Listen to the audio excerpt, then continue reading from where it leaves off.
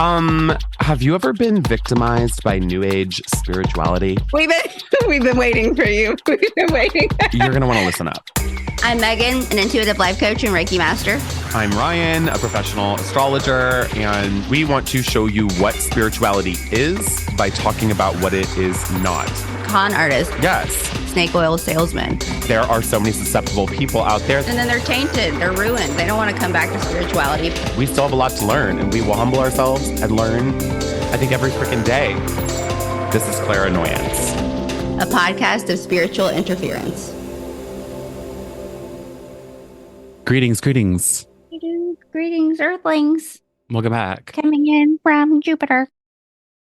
Serendipity. Oh my God. I just got a notification literally just now. I recently re-downloaded the Pattern and CoStar because I have clients using them, all the time. I love the Pattern. Yeah. And I don't like use them, but I was like, I hadn't downloaded them in like a couple years. And so I was like, how have they changed, if at all? And like, what are clients seeing now? Like when they're looking at this shit. Anyway, and so, the Pattern will tell you like when you're starting new timing cycles. If anybody is unfamiliar, the Pattern and CoStar astrology apps. But the Pattern just told me that I just ended a cycle, literally just now, right now. I just ended a 10-month long initiation that was meant to change me in my life circumstances. That is like happening for damn sure. My life circumstances are changing. Hopefully this is a progressive time and you've been able to embrace what's shifted for you. Although you may have felt uncomfortable at times. Yeah. Whatever. Mm-hmm. But it's saying it's ushering in renewed energy and excitement. Bitch, please. Let's go, Ryan. Cycle over. So okay, whatever. Fingers crossed. Here's hoping, man. So we got a serendipity episode today. I do have a topic. I have a loosely themed topic, and it's like in my head, it's like it all fucking makes sense. But I like don't. My notes are so scattered, and I'm basically workshopping an idea that eventually I will formulate in a much better, like concise, like TikTok or something about essentially the nature of Jupiter moving into Gemini, which is such a huge exciting transit. One of the like best things to happen this year astrologically. It's happening on May 25th. It'll last for over a year. And I just was like really trying to go against pop culture astrology and like all the bullshit people say about this, like Gemini's the communicator. Jupiter expands what it's touching. And so there's gonna be a lot of talking, really social time, everybody. Like, I'm trying to get over the bullshit version of that stuff, And so I want to discuss like my kind of where my head's at with Jupiter and Gemini, but then this overarching theme and how it is already playing out in certain ways and where like we think it could go. Basically, here's my thought. Jupiter. Yes, it expands what it's touching. Sure. Entering Gemini. All right. Gemini is many, many things, but it is the sign of duality. It is our introduction to opposites, and it's the twins, right? And it's why Gemini gets the two-face sign or the two-face stereotype. And it's really just that Gemini sees things from multiple angles. And so it literally represents duality, dichotomy, contrast, juxtaposition, contradictions, right? Jupiter, a function of Jupiter that I don't think people really discuss enough, but it's a beautiful function of Jupiter, is that Jupiter is a planet of mystical union that transcends duality. It literally, especially prior to us discovering Neptune, like Jupiter was able to facilitate the dissolution of boundaries. Now Neptune's got this like vibe of like it dissolves things, but Jupiter really was about the realization of oneness and taking opposing forces and allowing both to exist, but then transcending both into a much greater state of awareness, right? So Jupiter is a planet of expansion. It's expanding us beyond binary thought, beyond good versus bad. Jupiter is the planet of morality. So it is good, what is bad, but it's also about seeing these two things as separates, Mhm. but of a much greater whole. Um, and I have so much to say about this, but like this is basically like that's a nutshell version of like where I'm thinking Jupiter and Gemini is gonna go. I think it will, it can absolutely exaggerate opposing forces, right? Like we can absolutely see Mhm. that. We're seeing so much complete disconnect and like me versus you, us versus them in society right now. But Jupiter, Mhm. and it can definitely like blow some of that out of proportion. But I think that's not even a bad thing. Like just going with this idea of like acknowledging the existence of opposites and transcending them. Should Jupiter hold up a megaphone to like one side versus the other, all that then I mean, it can do many things, but one of the things that that would do is amplify the dichotomy. It would amplify this, like, wow, we are on completely separate pages idea, period, thus amplifying the need for union. Does that make sense? Mhm. Like the realization Mhm. of, like, oh my God, we are like, there are two completely different things happening here. How can we? It's not even just meet in the middle. It's about like, how can we kind of all coexist? Like utopia and idealism. It's not even like really the point. It's more about like, how do we transcend this? So this is kind of like a high level view of what I'm thinking at the moment. Mhm. And there's so many ways that this can go. Megan, can I just get your thoughts on this idea of contradiction? Yes. Like, wait. Is there a question? I know I was just listening. after I'm like going crazy. Yeah, I just like, how are you seeing contradiction show up right now? Like in your life, in society? Like, can you think of anything that's like feeling very like good versus evil, black versus white, right versus wrong? Yeah, I think that contradictions are everywhere. Mm-hmm. Obviously, but we're going into a political year. I don't know if I'm not as tuned Mm-hmm. in as I was before, but it doesn't seem as divisive as it was in 2020. I mean, I know that there's like the Trumper, like I know that like politics are nasty. So I don't know. I was just thinking that the other day. I was like, am I just not paying attention as much as I was, or is it clued in? Um, it's interesting because I'm seeing contradictions in my personal life get a little crazy, but whoa, what is going on? Sorry. Yes and no. I mean, I think everyone right now is just like I think everyone's so overwhelmed and dealing with so much bullshit in their personal life. I think people are just like, I think people have given up. Like, honestly, it's like, do what you want, do as you may. The good versus evil, even debate, it doesn't even hit like how it used to. Nothing.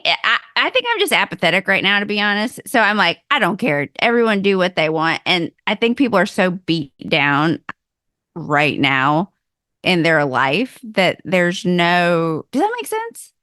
Yeah, Like yeah. I am not seeing, like, I think that people that I am working with, including myself, are just do whatever. Who cares? Like it's gotten to this point where it's like, okay, if you think the sky is orange or purple or, puke brown, it is. Do you? Hmm. You think this is so it's such an interesting spot because I'm like, contradictions, they're everywhere, but who cares? That is it is the apathetic nature that is taking place right now. Mm. So it's interesting that you ask. Normally, I would be highly opinionated on this but it's just, yeah, I cool. think that makes me very curious to see like what Jupiter and Gemini will do regarding that perspective for you. Yeah. Truly, like if you're already in a kind of blasé space about it, I'm wondering if it will then pronounce some force that really opposes you, to bring contrast into your awareness in a really big way. It really Well, might. normally I am so feel like I have opinions and I'm feel yeah, and Mhm. it's not that I don't have opinions or that the people don't, but it's just when so much has happened for Hmm. people on a micro level and then a macro level, an opposing force There's coming one in, right there, macro, micro, though. There's you talking yeah, about like what so we're much talking going about. on. Yeah. Yeah. So it's just it's interesting that I'm kind of, like I said, apathetic and I just don't have an opinion on it because I You just will. think I mean, As we get into some yeah, stuff here, you're gonna be opinionated. You'll see what I'm yeah. talking about because this plays out in Okay. so many ways. I think like right now, I'm obviously it's serendipity, so I'm just throwing like very high level shit at you, which of course, like it's hard to then specify and I think of something precise. Um, but I think I know you're seeing this. I know you are. It's like even I'll move off of the astrology here pretty soon, but like even we've kind of gotten teasers of this a bit, like in well, the North Node and South Node are always opposing each other. North Node is what we're moving into, South Node is what we're kind of letting go of. North Node is in Aries, which is the individual I am. South Node is in Libra, which is the other and relationship and diplomacy and harmony with others. And we're already seeing so much of that. There's so much conversation of like people being hyper individualist, saying they don't want relationship, right? Like, what's that movement of like women being like, 4B. yeah, Yeah, yeah. it's called the 4B movement in Korea. Yeah. That was taking place here too. And I can't it's interesting because that movement, like men are like, you're gonna be alone. And it's like that's the point. Like Hmm. they don't want people are so some people women are so fed up that they're like, I don't give a fuck. Like Hmm. I can diddle my box, I can please myself. I've Hmm. had more people, but sexuality is it's a sliding scale for most, so everyone's a little gay. But I've had a lot of people, most girls have like made out, like, had some sort of lesbian experience Hmm. in college. I have more clients being like, okay, like I find some women mildly attractive. I don't know if I'm going to be able to go down south, but I'm going to give it a whirl. And I'm Hmm. like, are you forcing yourself to munch on someone's box? Because like I don't know if I if I would do, like maybe, but give it a try. I guess you don't know until you try it. Like if you're looking, maybe create an emotional connection with this lady that you're pursuing. Dating men and dating women are two very different experiences as a woman.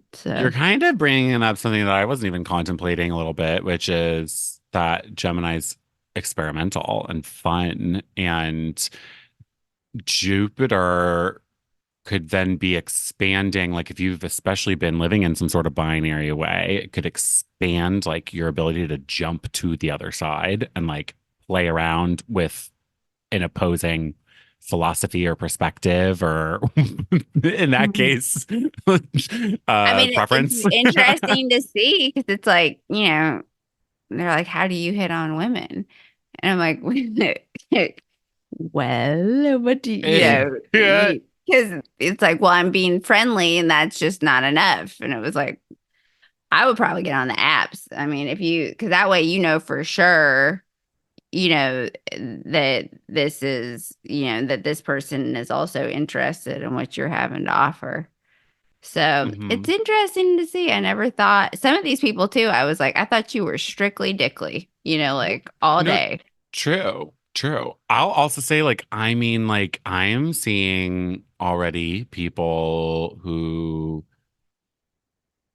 are self-described very like relationship focused, entering their single era, like and living that up, but then also the vice versa, like people who are basically like self-proclaimed sluts, to be honest, and they're like, that's all I want to do. And now they're like feeling incredibly romantic and they're like, I just want somebody, And I think there's Mhm. this interesting like jump in perspective there for a lot of people, which honestly will help you, I think, understand I another think side of the everyone should have equation. a good, I think you should have a good slut phase in life, and then also Or you should have, numerous. you should have like, you should be able to then, commit to someone, see what that like. You know, like Mm-hmm. you should have phases. Like give yourself that freedom to do Mm-hmm. so. Mm-hmm. I will say before we go into some of these other related topics, there's a book that I will link in the show notes that I really think everybody should fucking read. It's like been completely life changing. It's called Doppelgänger and it's by Naomi Klein. It's called Doppelgänger, A Trip into the Mirror World. And it is the fucking epitome of Jupiter and Gemini, in my opinion. Like, holy shit, the mind blowing ways this woman has had me consider the nature of duality and opposites in life in all sorts of ways. Like she's talking wars, technology, social media, like everything, even like the idea of, I think I'll maybe bring it up in another little section here, but like the idea of like how we're all developing doppelgangers. There's this version of ourselves that we are, and then there's this version now that we are presenting online and maintaining this idea of like there's me and then there's the brand me and what Yeah. is different there and how are these actually screwing up like each other, you know, like the me that you meet in person is not the me that you now have just followed online and you're seeing me as this double persona, but That's also when the they me say like online don't is yeah, like screwing me don't up. meet your idols, don't meet people that you admire. Like how many people have met Yeah. J-Lo and been super disappointed? Hmm. That's all for tech that dominated TikTok for like a week or two. Totally. Oh yeah, and it's kind of still is because of something she just did at the Met Gala. I don't know if anybody saw that, but like whatever, that doesn't even matter. But actually, I will be bringing up the Met Gala in this weirdly. Anyway, so I'm saying read that freaking book. I'm so like I'm not the I mean like I like nonfiction. What am I talking about? But it's fucking fascinating. She writes from her own perspective, but she's done hella research on this. She's really, really acclaimed You know, it's too. interesting too, and I don't know if you, but since we're both public facing figures, so to speak, Yeah, I and I'm not mean, like, yeah, I'm not public facing figures, but we have a podcast. when if I yeah, but we're always, you know, like I'm always on my stories, you know, like Yeah. flapping my jaw. And so if someone like I do have quiet times sometimes. And so Hmm. depending if someone meets me out and I am just not as chatty or I'm observing my surroundings, sometimes they'll be like, "Wow, I really thought that you would be X, Y, and Z." And it was like, Hmm. well, you see, I don't want to say a curated version of myself, but if I have Hmm. something to say in a story, I'm very passionate about it. I'm not going to get on my story or get on here and speak about something that I'm not, you know, like I'm a passionate person. So, but you can't be at that level of intensity all the time. It's not healthy or normal. Yeah. And so so the Doppelganger thing, it's like, oh, I thought, you know, like I Hmm. thought you would be this. I'm like, well, those are your expectations. And who's to say I'm not? But also, you're not good. I don't know you. Like, if especially if I'm not vibing with you and then you come at me with that, I'm not here for just your amusement. I'm not here for, so that's a very interesting theory to contemplate because it It doesn't make me want to is. go out. If I'm in a quiet mood, then it's like, I feel like I have to perform for people and then fuck off. I don't want to deal with that. Like, because then I'm like, oh, I'm sorry. Then it fucks with you for, did I let you down? You know, because I wasn't performative. So no, thank you. Hmm. Yeah, which is also why, like, I mean, like on TikTok in particular, like, I'm like, I can't do the fucking crazy skits and weird, wild videos. Like, I just fucking hit record and I speak just like I do now, just like I would in real life. Like, I cannot uphold a dual persona. I'm already a fucking Gemini. Good God. Like, I Yeah. can't do another one online. Like, I just can't. Um, Definitely get this book. I'm gonna reference it at a few points in here. Yeah. I want to reference relationally, like this really, really cool quote that she has. I think this is also really fascinating that this episode is going to follow um, our interview with Karina because Karina is that like open book online where it's like who Yes. you are is what you present as online. Like she's integrating the doppelganger effect here in a really great way, but also because we discussed with her like the idea of relationships and how important that is and how like lame hyper individuation is and like how that's going to stunt growth personally and whatever, right? Um, and so Naomi Klein has this really dope quote. It's just like a simple quote, but it's really good. She says, "We were not and never, yeah, we were not and never were self-made. We are made and unmade by one another." Lot to like really think about there. Like we are I made love and that. unmade by one another, even just like in all sorts of ways. Like thinking of the unmade, like this, right? So if somebody sees me online and then they meet me in real life, they're unmaking a version of me in their own Yeah. minds, right? Like there's just so much that plays into that. But just like the fact that like who we are is completely dependent on relationships and how we even construct ourselves online or in real life definitely is influenced in many ways by the interactions we have with other people and the ways that they respond to us, right? It's just really interesting. Life is so like me and you.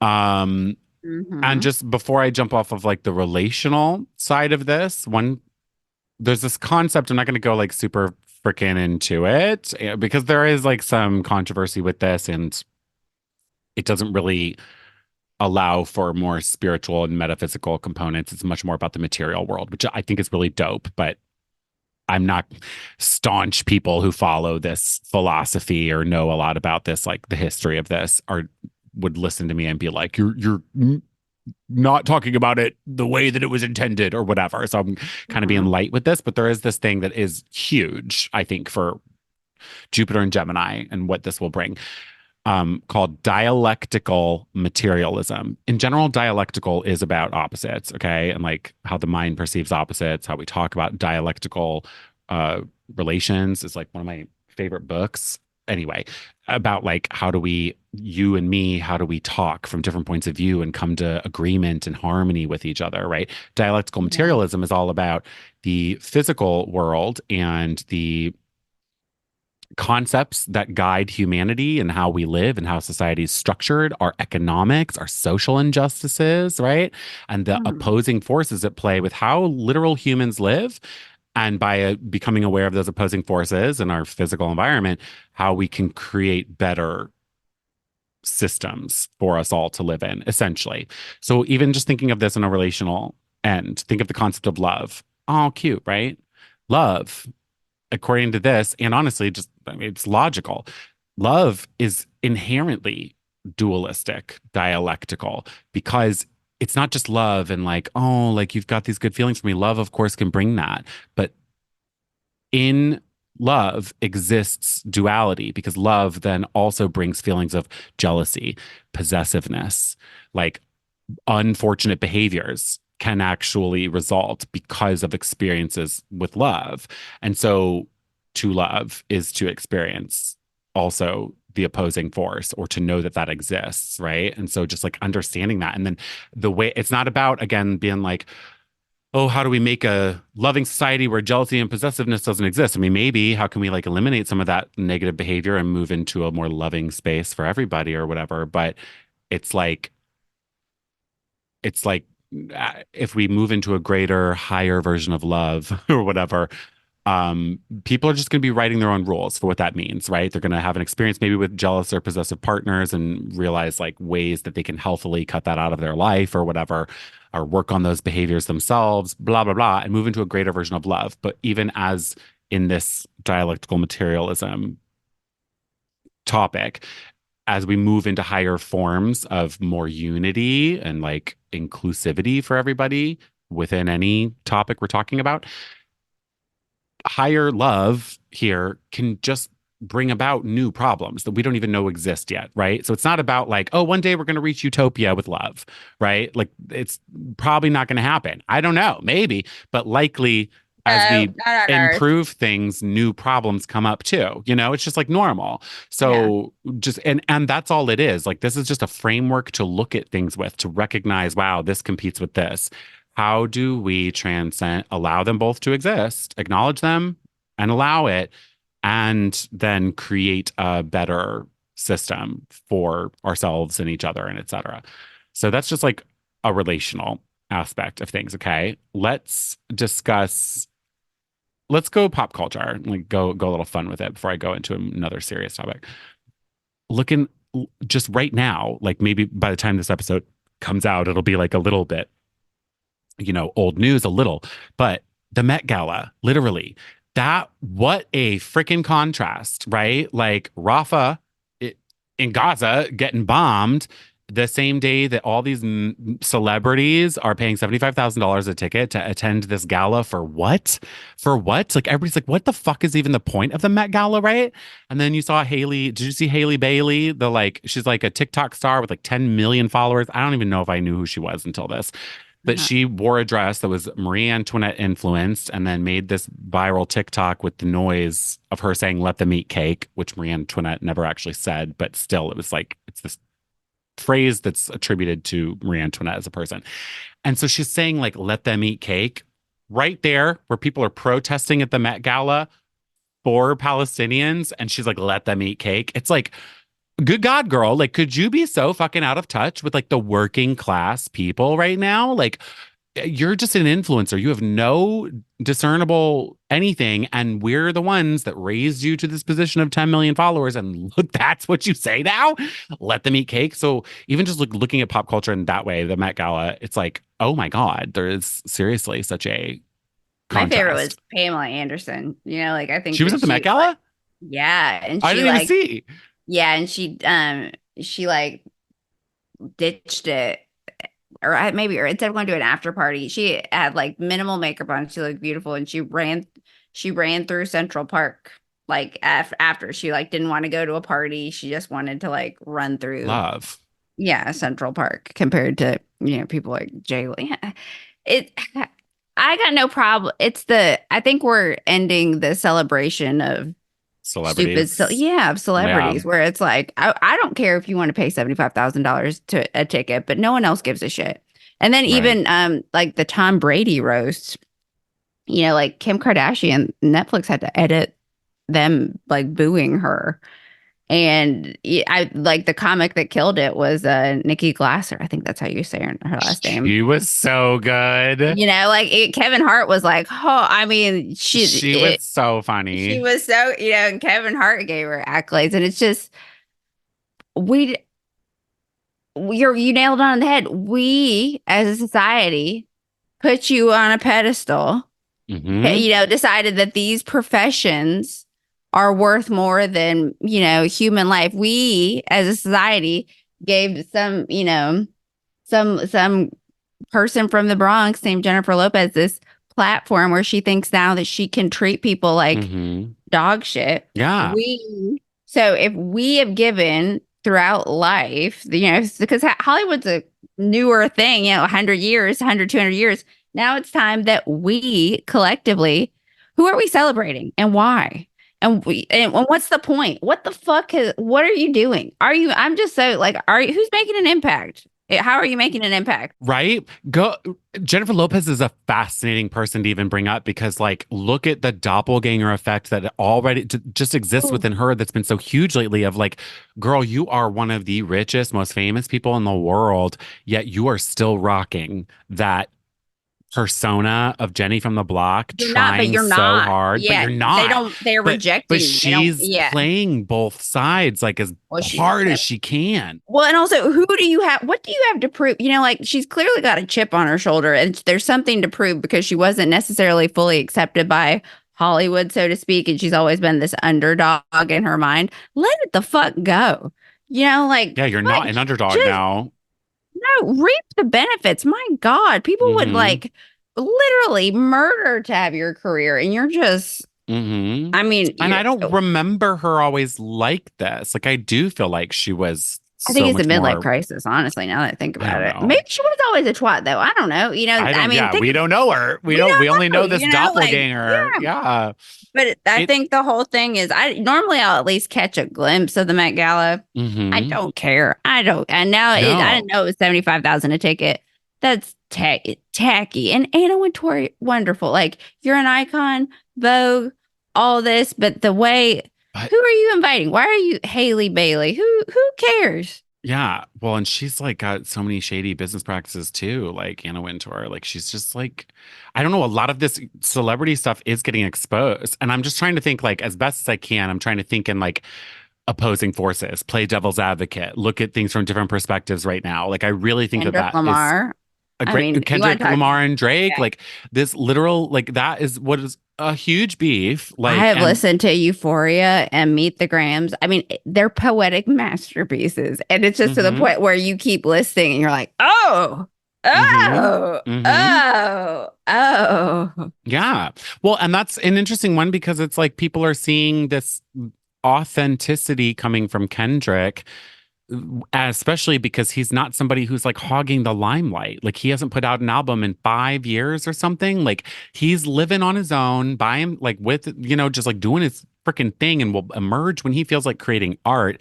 And people are championing that version of celebrity right now. And the fact that he is authentic and he's stands up for the culture and he's always spoke about social justice movements. He's a Pulitzer Prize winning Yeah, I was going to rapper. But say. then Exactly. there's Drake, who's been this luminary that people have just like lifted up. And for Oh, why? And everybody's realizing that now. For why? Why have we lifted him this to this place? I liked the song that they had in 2012, which Kendrick Lamar was on it. That was my favorite kid. It was Kendrick Lamar, Drake, Two Chains, like I forget the name of it Oh off the top God, I know of what my you're head. talking about. Oh damn, what was that? Fucking Problems. Oh yeah. ASAP Rocky. Yes, Yeah. dude. Like, and that Yes. was, and look, like looking to see who's done what. I think Two Chains just bought a lawnmower and he's been mowing his own, like, he's trying to, like, he bought all this, he went on some show. He was like, never mowed my lawn. I think every man should. So Look he's at like, him. yeah. Yeah. Depedestalizing himself. You know, ASAP Rocky marries Rihanna. That puts you into a new stratosphere, but he's dad life. Like Mhm. they got 2 kids. They don't have a nanny. Yeah. Like those are wealthy people. Yeah. And then what exactly, Well, and we what's don't. Drake doing? Like none of his songs, like his collaborations, great. Like because other people are on there. But an individual song, I've just never been a huge fan.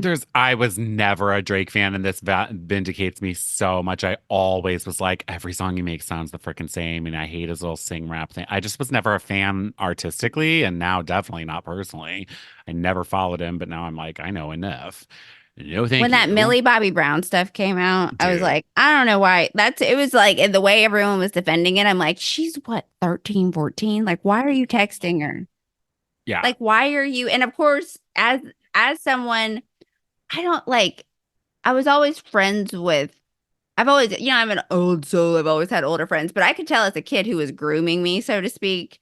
And if I would be like I want to hang out with, like I like to have conversation, but you're creepy. And then I would watch these people do this to other like people my age and watch what yeah, happened to them. And yeah. very Right. There's different such a like downfall. experiences. This is feeling like a big like what a interesting like reverb effect on the whole when giants fall like Yeah.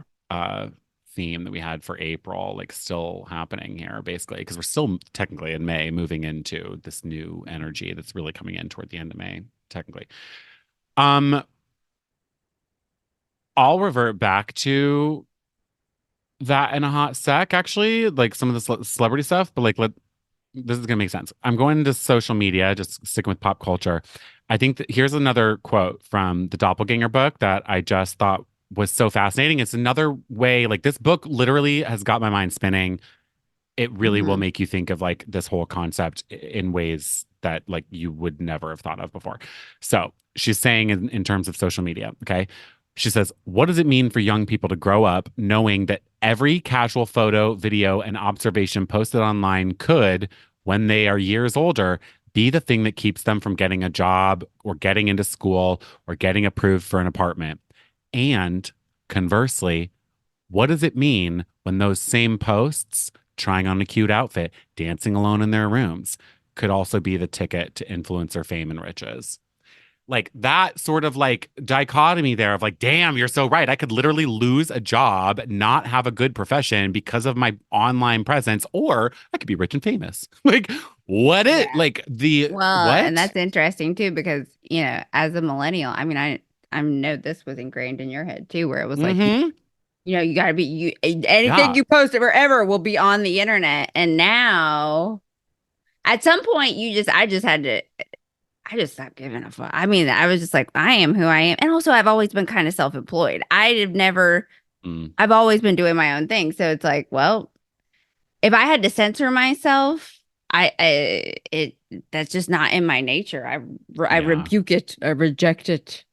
Yeah. The most I So, ever did was delete my Twitter, which was actually really sad because I was on it like so early and I had a lot of followers and I had like a fuck ton of tweets, like over 10,000 tweets probably. oh my gosh. I know, but and then I didn't even I don't even know that I posted anything incriminating outside of like red Solo Cup pictures in high school. I know that. But otherwise, I don't know that I had anything bad on there. But I just decided one day to like get rid of it because I was like, I think going off on my own and doing my own thing. And I was like, well, if I like, become a more respected person, who knows? Like cancel culture and all this shit. Like I don't know. I was like, it just felt like a safe move to be like, let me get rid of this. I stopped tweeting at that Cancel point culture too. was too. I've gone back to there were some like I'm a jokester, but the thing is that sometimes jokes don't age well. And there was one practical joke that I pulled that I went back and looked on my Facebook page, like right at the height of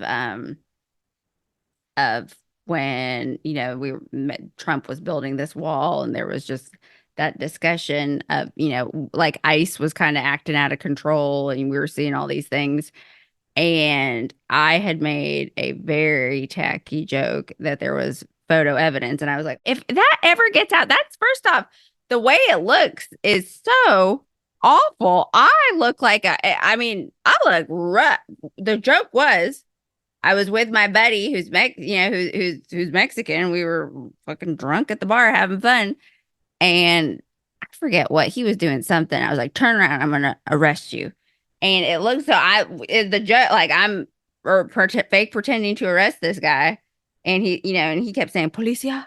And the caption, everything was fucking tacky and awful. And I was like, this, I know the context of this night. We were having fun, we were Yeah. joking, but here I am, a white privileged white woman pretending to arrest, like he's saying policia. That is not good.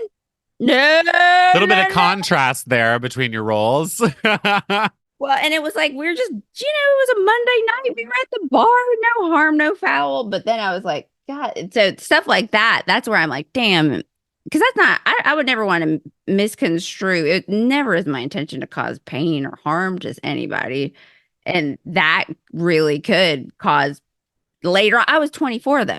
At 24 in 2009, I wasn't thinking this is our country would be where it is now, and this would be such a potentially problematic discussion. It was just like he said policia. I was like, oh, but now it's like, oh fuck, that is tacky, bad. No, not me. I'm sorry.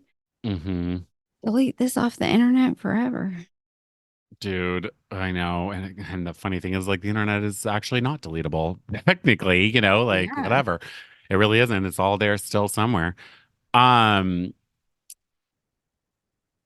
also, on a social media end too, like the current thing now that I'm seeing in light of the Met Gala, and it really blew up this idea that nobody is speaking out about Free Palestine, like celebrities. Like there's just nobody. And now there's like a huge fucking movement on TikTok, at least, of people doing the unfollow game. They're just like, today, here are the celebrities that I have unfollowed, blocked, and like basically they're like, how do we deplatform these people? Like they are like, they no longer, I will not pay Kim Kardashian a cent anymore. And like, you basically are paying her if you haven't blocked her, because her posts are going to reach you somehow one day, and some little bit of that will go to her pocket.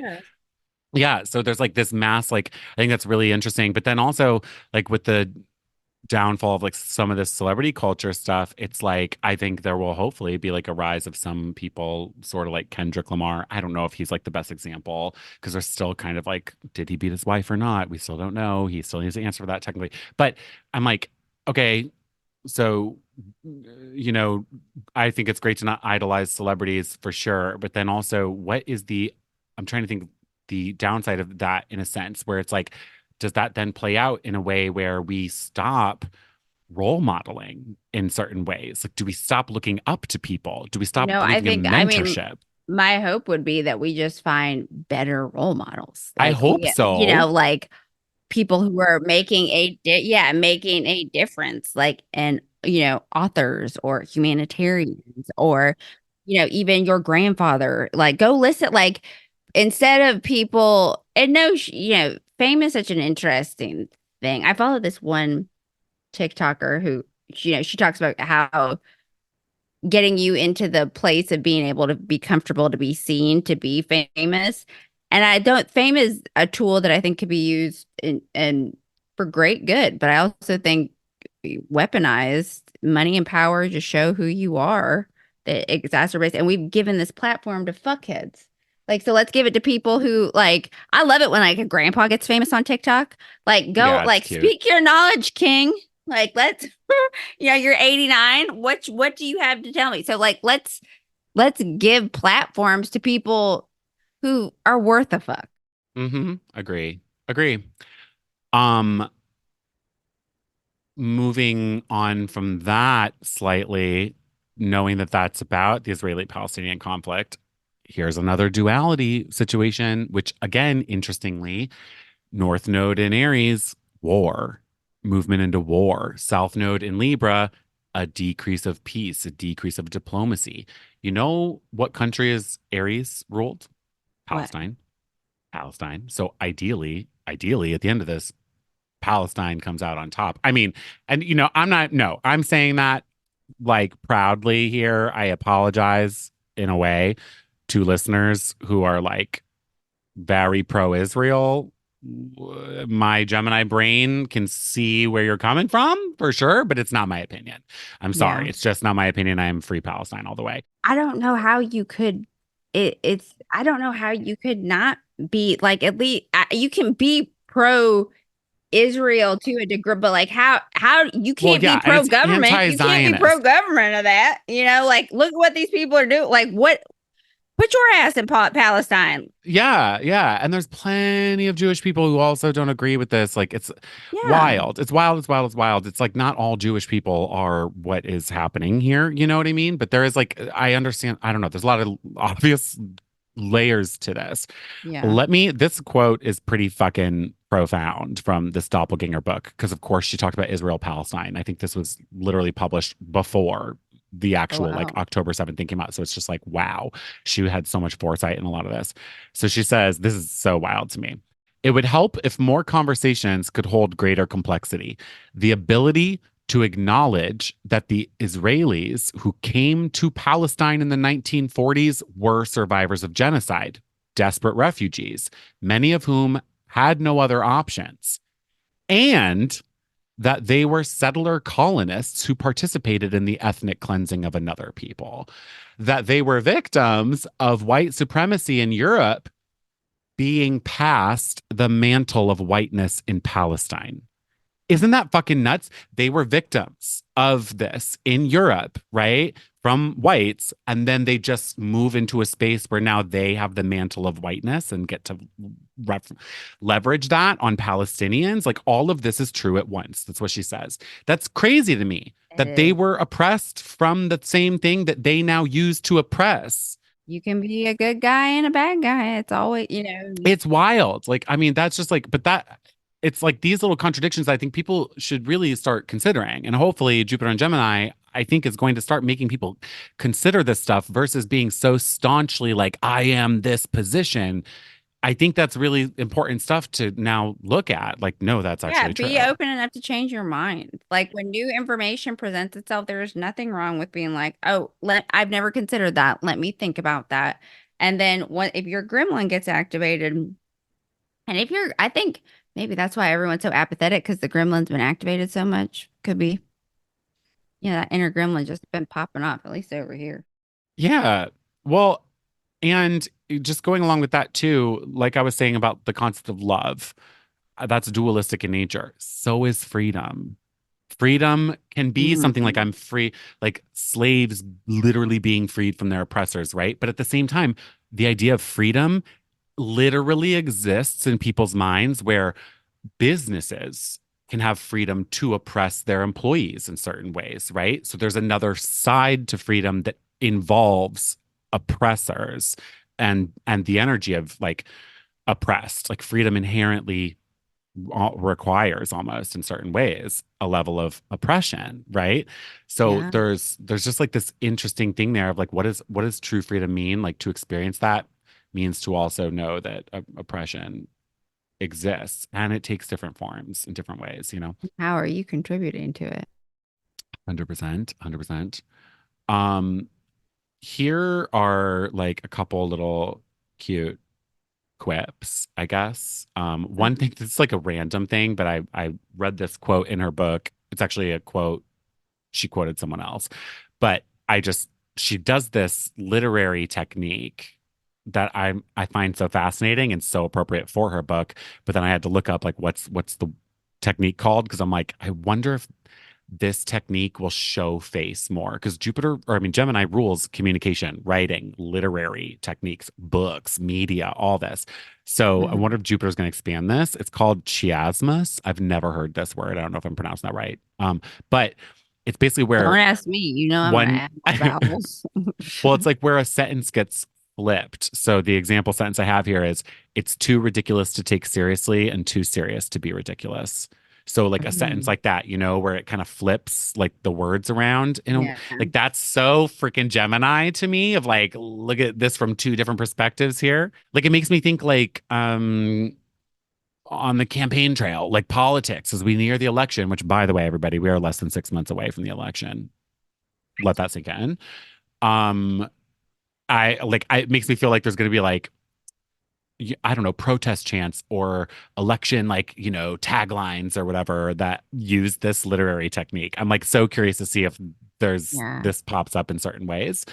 I know that's so random, but I'm so interested. I also, to go back to your initial thought about politics and how you're not like super involved or seeing a whole lot right now, part of me is also Yeah. like, I think there's so much going on. Like politics is happening. It's not happening in the traditional way right now. Yeah, because it's like, okay, we've got, I'm following a little bit of what RFK is doing because he's fascinating to me. I'm following, obviously, Trump's all over the place. Biden's just missing the mark. Yeah. I mean, there's like no good option. I think that that's also why I think there is an apathy towards what's happening because it's an incumbent president and it's Trump, and that reality has been sunk in. You know, like we've been knowing that that's what it's coming down to for so long. Don't come get me, Secret Service, but like not deplatforming the government, but like, let's get some new fucking like people.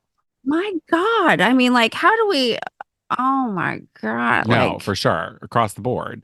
I do think there is going to be the need to really focus on politics, though, as it comes closer. Literally, Jupiter and Gemini, a shadow trait of that can be information overload. So many distractions happening all at once that it's kind of like, where do we focus our attention right now? And this is an attention economy, which I also learned from this book. Like, probably one of the most valuable assets that somebody could have, like, take from someone right now is their attention, which is kind of time too, right? But it's like we are starved for attention. We crave everybody else's attention. Like attention is currency. Attention is currency. What are your predictions? the election, The election, just kind of everything. well, right now I'm really just focused on Jupiter and Gemini, to be honest. Like I really am. But I'm doing a workshop what May, June, July, August, in August, mid-August, that'll be about Mhm. current events and the election. So I'll pull up like the birth charts for Biden and Trump, should they both still be kicking, um, and kind of look at everything then. I'm kind of like not focusing on it too much at the moment. I don't know. I don't know. I have no idea what's going to happen. I think I remember pulling their charts at one point and being like, I think Biden has it. Should they both be alive by the time the Mhm. election is happening? It felt like Biden's chart was a little bit more auspicious. Neither seemed to be overwhelmingly great though. Um, and I Good didn't stuff. really look too in depth. I need to actually take a more serious look at it. But I don't know. I am worried though of like this idea of where is our attention being focused? I didn't pull this quote from her book, but she has a really fascinating perspective that's kind of woven throughout about actually COVID. And it's more of a media criticism that I think, well, media is Gemini, this can blow up as a serious theme. She makes I'd never thought of this before, but you know, like how conspiracy theories were huge, rampant during COVID, right? Vaccines and everything, right? Huge. Yeah. Um, she makes this really big point about how like media didn't cover the conspiracy theories and they didn't cover the few cases where vaccines did actually result in a problem for people or whatever. They were really hyper focused on the positives and everybody should get this, and they wouldn't cover the realities, the stories that did exist of people being hurt, Yeah. in those Injured. random Yeah. cases or whatever through the vaccine. I'm probably not using the right words there. But she was like, you thought that you were doing a good thing, but actually that sowed distrust, further distrust in people who already didn't trust our institutions. They were already on the conspiracy theory train. You not covering it from a real point of view pushes them to more fringe outlets because they now I was don't about to say trust it's you more because they're not extreme. getting Yeah. information from you that they are seeking. They're literally seeking you to talk to them about this story. Like, and you're not covering it purposefully. So now that's why all of these like hella right wing, hella fringe outlets have blown up.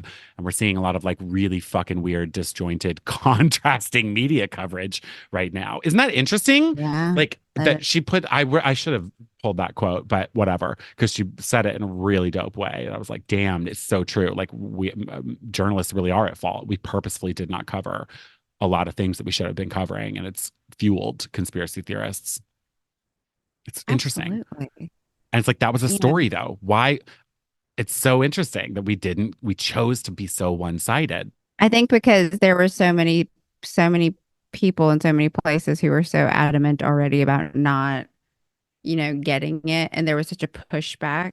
Even, there was such a pushback on getting the vaccine Hmm. that it was interesting because one of my best friends is an infectious disease doctor. So I was able to like kind of have her. I mean, if anyone's going to know about COVID, what was going on from her perspective.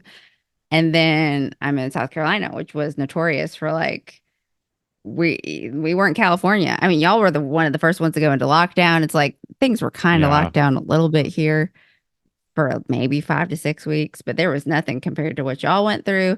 And so it was interesting to see, like, I'm getting her scientific perspective, and obviously I'm going to listen to her because she's there, she's seeing what's up, she's the research. Then I'm seeing, like what's happening in my state, which was South Carolina, and how people were, all of a sudden experts in this field. And it was wild to take it back and then to see people, I knew people who passed from COVID, and then I knew people who got sick, and um I know someone who it was wild to see. And then when people got so apathetic about it, once you reach a point of apathy, it's really hard to get back. So Ugh, once so Delta was true. going around, in 2021, it was like, well, if I die, I die. And then I know someone who got Delta and died, and it was like,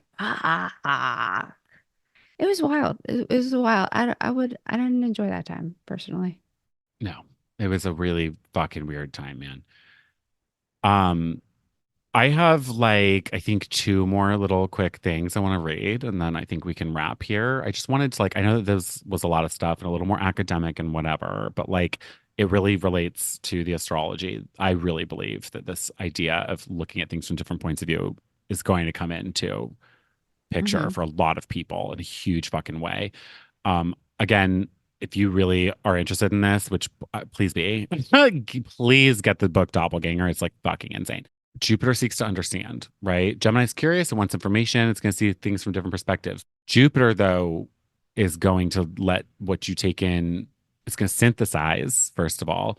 And then actually, that's like a big theme here with the dialectic materialism, too, is the idea of thesis, antithesis, the like two sides of a coin, and then synthesis. That is really what we're looking at here. Thesis, antithesis, and synthesis. It's so cool to really think about this stuff. I know I'm a geek, but like I'm obsessed with this.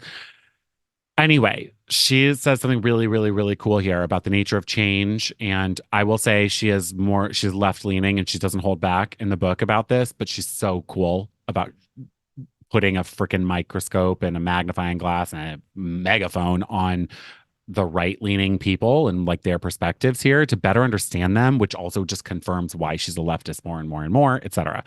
But this is gonna seem like there's a little like a few sentences here. Bear with me, but it's really fascinating as far as like how this ends is so fucking good to me. Um, Okay, she says, there is, of course, a difference between a system doing what it was designed to do, no matter the human costs, and secret cabals of nefarious individuals interfering with an otherwise fair and just democracy. That, I have always believed, is one of the core reasons for why the left exists, to provide a structural analysis of wealth and power that brings order and rigor to the prevailing and correct sense that society is indeed rigged against the majority and that important truths are being hidden behind patent political rhetoric because we cannot change what we cannot understand. So she's saying this whole thing about the left. I'll try and put these quotes in the show notes. I know that that's a lot like to sit with. It's probably easier to read, but it's really fucking fascinating. And why, like, that to me is like kind of like the moral of the story here. We cannot change what we cannot understand.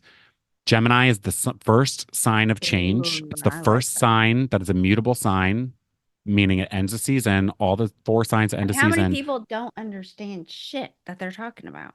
How many Exactly. people And just get meaning on we can't change it. Meaning we're not it? changing shit if we If don't you truly don't, understand. exactly. And we're And not going then, to understand them unless we're looking at things from all sides. Like really uh, trying to increase knowledge and look at dualities. which is why it's like if you're left if you left leaning CNN, I like can you listen to a right wing, can you listen to Fox News wherever, like the best piece of information that I heard, and this is from a CIA agent and on some podcast, but he was like, wherever you hear like the same thing, like listen to everything. Wherever there's a common agreement, that's where you have some baseline of truth that's not inflated and sensationalized. And I was like, Hmm.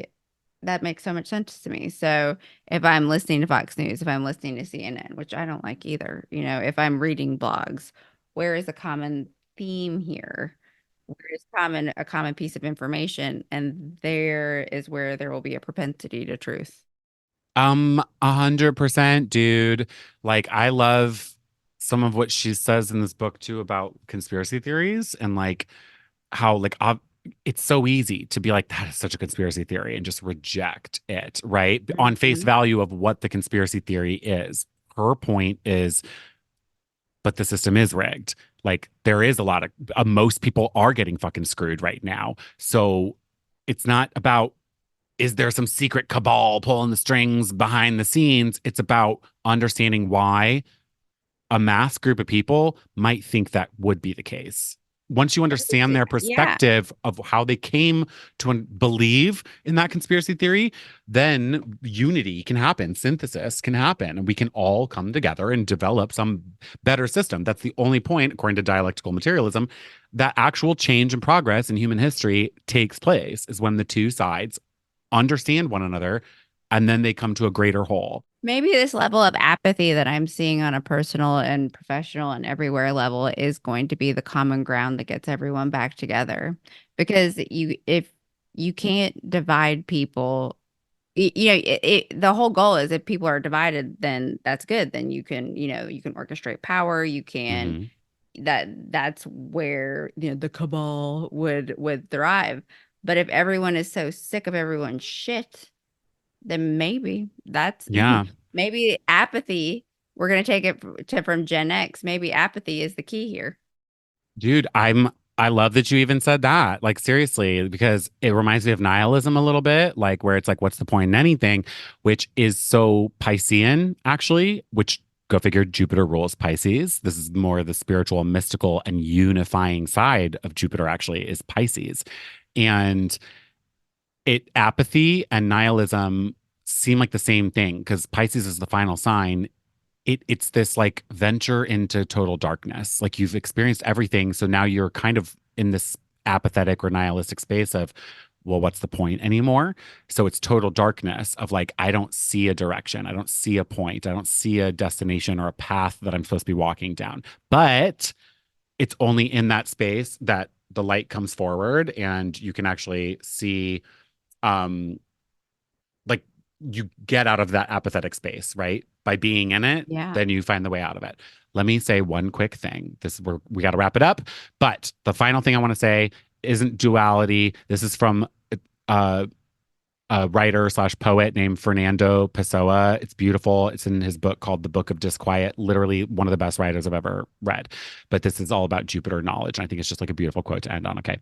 There is no happiness without knowledge, but the knowledge of happiness brings unhappiness. Because to know one is happy is to know that one is passing through happiness and is therefore soon obliged to leave it behind. In happiness, as in everything, knowledge kills. Not to know, however, is to not exist.